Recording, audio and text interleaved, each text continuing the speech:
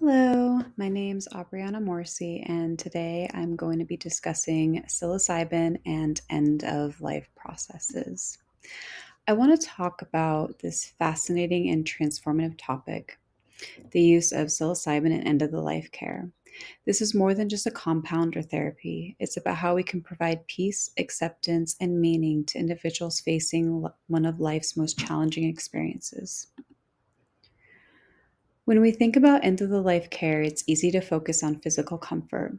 But what about the emotional and existential struggles? Many terminally ill patients experience profound anxiety, depression, and fear. These feelings can make the final stages of life incredibly difficult.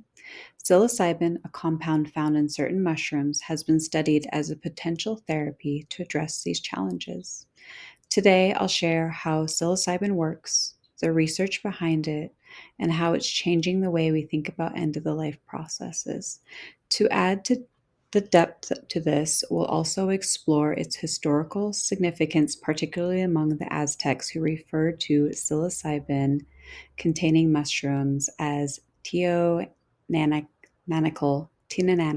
or the fruit of the gods.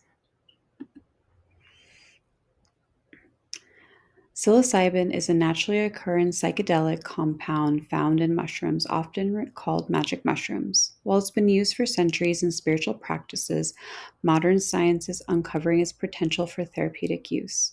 When ingested, psilocybin converts to psilocin, which interacts with serotonin receptors in the brain. This leads to changes in perception, mood, and cognition. But what's particularly remarkable is how it can create a profound, meaningful experience that helps people process deep emotions. Historically, the Aztecs considered psilocybin mushrooms sacred and called them the fruit of the gods. They believed that these mushrooms had divine properties and used them in religious ceremonies to communicate with deities, seek guidance, and gain insight into life's mysteries. These experiences was thought to bridge the gap between the human and spiritual realms, offering profound wisdom and healing. This ancient understanding aligns with what modern science is now rediscovering about psilocybin's ability to foster interception and emotional clarity. For many terminally ill patients, the emotional burden can feel overwhelming. Psilocybin has been shown to promise in reducing existential distress, helping patients find peace, and even fostering a sense of interconnectedness. Rather than numbing emotions, psilocybin seems to help patients comfort and make sense of them. This process can lead to a sense of acceptance and relief that's difficult to achieve through conventional therapies. Interestingly, this therapeutic potential aligns with historical use. The Aztecs saw the fruit of the gods as a way to transcend ordinary reality and explore into the mysteries of existence, an experience that resonates with what many patients describe during psilocybin assisted therapy. Let's look at one of the most compelling studies from Johns Hopkins University. This study involved 51 patients with life threatening cancer. Each patient underwent two sessions, one with a high dose psilocybin and another with a low dose. These results were remarkable. After the high dose session, participants experienced significant reductions in anxiety and depression. These effects were not just immediate, they lasted for over 6 months. Many described their experience as one of the most meaningful in their lives. These outcomes highlight psilocybin's potential to transform end of life care. One participant said, "I felt an incredible sense of love and connection. The fear that consumed me was gone." This transformative experience mirrors what the Aztecs might have sought in their rituals as a sense of unity with the divine and wisdom from earthly suffering. So, how does it work? Psilocybin helps patients shift their perspective. It's like opening a door to a new way of seeing themselves and their circumstances. Many describe a sense of unity, connection, and spiritual insight. This shift can help patients go from fear to find peace within their mortality. It's not about escaping the reality, but embracing a new understanding. These mystical experiences, often reported during psilocybin sessions, parallel the ceremonial use of the fruit of the gods in Aztec culture, where participants sought enlightenment and guidance from their spiritual selves. Beyond Johns Hopkins, NYU conducted a groundbreaking study on psilocybin's effect on anxiety and depression in terminally ill patients. Participants and methods were that the study included 29 patients with advanced cancer and clinically significant anxiety or depression.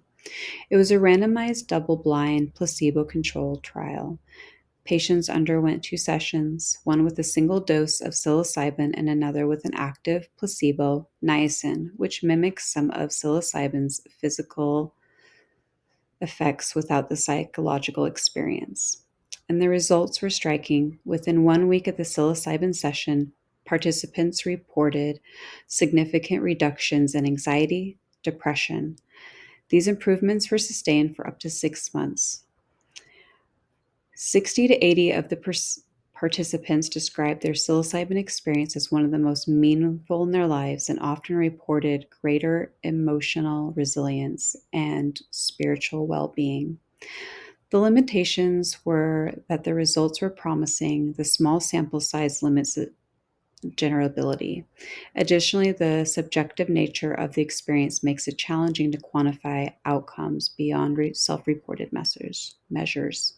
These studies collectively demonstrate psilocybin's profound potential in palliative care, addressing emotional and existential suffering in ways traditional therapies often cannot. To bring this to life, let's consider some patient stories. One patient said, "I felt a profound sense of love and connection. The fear was gone." Another described how they were able to reflect on their life with gratitude rather than regret. These experiences show how psilocybin can prove not only relief, but also a renewed sense of purpose and meaning.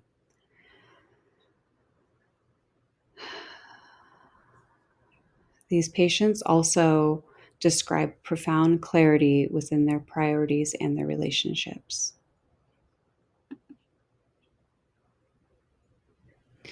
Of course, there are challenges. Psilocybin remains a Schedule I substance in many countries, as well as many states across the United States. But times are changing. Places like Oregon and cities like Denver have decriminalized it, and clinical use is expanding. Ethical considerations are also important. Patients must be fully informed, and therapy must be conducted in a safe, supportive environment. This ensures that the experience is therapeutic and not harmful. While results are promising, we need more research. Larger long-term studies will help us understand how to best integrate psilocybin into palliative care. We also need to address stigma and barriers to make this therapy more accessible to those who need it. Interestingly, future research could also explore cultural and historical roots of psilocybin use.